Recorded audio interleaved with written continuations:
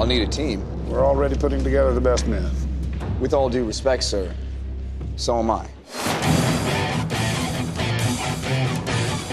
For as iconic as Captain America is in the books, he always had help. He always had people that would follow him in stride. And of course, Bucky, his most famous sidekick, his most famous partner. But there were others. And at the same time that the Cap comics were being published, Nick Fury and the Howling Commandos was being published. These gruff sort of World War II soldiers that got themselves into all sorts of trouble. So we really wanted to pay homage to those other Marvel World War II books by putting some of those characters in it. With the Howling Commandos, they're all individual personalities, and they all reflect different sides of Cap as a leader. So we had to make sure that we cast actors that lived up to all that.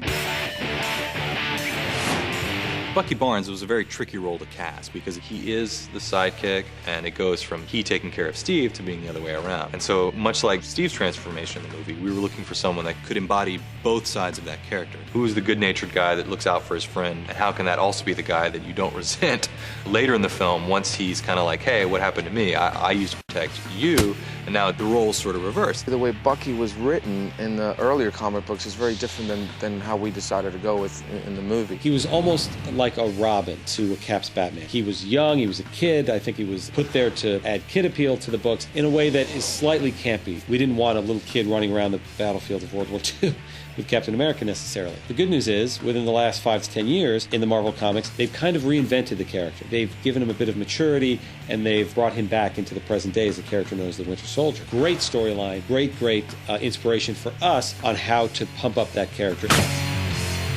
One thing that particularly really drew me to what I was able to find out about Bucky as the character is that he ended up doing the dirty work. I think that added a very interesting dynamic between his relationship with Steve Rogers.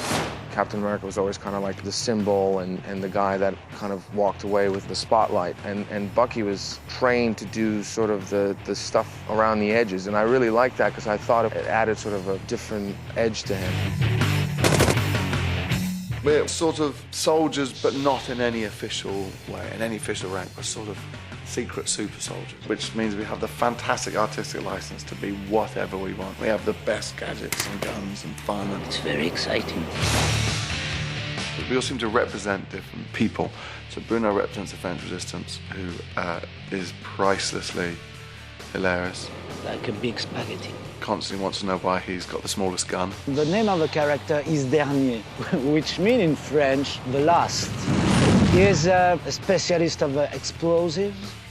I represent French resistance, and I'm very proud to represent that, even if I am not completely French, because I'm a little bit Italian. Vive la France!